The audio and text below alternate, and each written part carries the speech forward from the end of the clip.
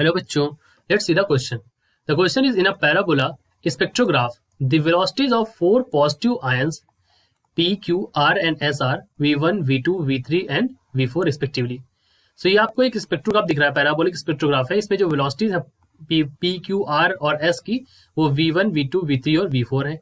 Then हमसे पूछा है इनकी वेलोसिटीज में कंपैरिजन कैसे करेंगे और इनमें से कौन सा ऑप्शन हमारा यहाँ पर सही होगा.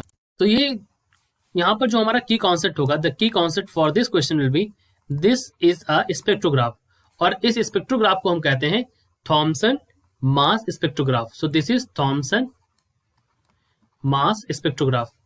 अब थॉमसन मास स्पेक्ट्रोग्राफ में क्या होता है, यहाँ पर स्पेक्ट्रोग्राफ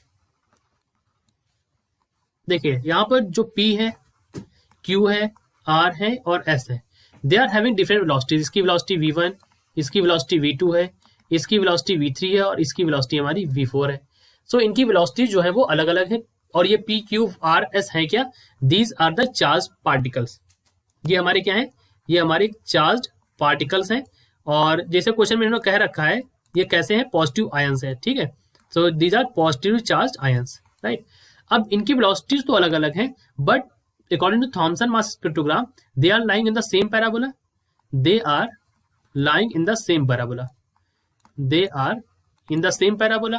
अब इस सेम पैराबोला में होने के कारण क्या होगा, इनका जो चार्ज टू मास रेशियो होगा, यानी कि E by M, charge to mass ratio E by M value will be same for them. तो इनके लिए E by M की जो वैल्यू होगी वो हमारी सेम होगी इन सभी के लिए.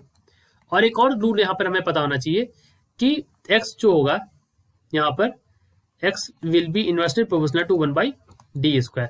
यानी कि यहां से हम कह सकते हैं दैट जिसका डिफ्लेक्शन लेस होगा उसकी वेलोसिटी हमारी ज्यादा होगी. Hence we can say that ion whose deflection is less, इसका डिफ्लेक्शन क्या होगा, लेस होगा, उसकी वेलोसिटी ज्यादा होगी. Velocity will be more. जिसका डिफ्लेक्शन लेस उसकी वेलोसिटी यहां पर ज्यादा होगी. अब अगर आप यहां पर देखें तो P, Q, R और S में देखें, सो डिफ्लेक्शन सबसे ज्यादा किसका है. So for charge P, Q, R, S, x1 is less than x2 is less than x3 is less than x4. यानी कि ये जो हमारा डिफ्लेक्शन है अगर आप देखें, सो x1 का सबसे कम है यहाँ पर, और उससे ज्यादा है x2 का, उससे ज्यादा है x3 का, उससे ज्यादा है x4 का. यानी कि मैं इसके लिए x1, x2, x3 और x4 है, ये x1, ये हमारा x2, x हमारा x3 और ये हमारा x4. सो डिफ्लेक्शन सबसे ज्यादा किसके लिए यहाँ पर देखें तो x1, x2, x3 और x4 यहाँ पर अगर आप देखें तो ज्यादा है. तो this is the for the deflection. अगर ये डिफ्लेक्शन के लिए बता दिया हमने तो वेलोसिटी में क्या रिलेशन होगा.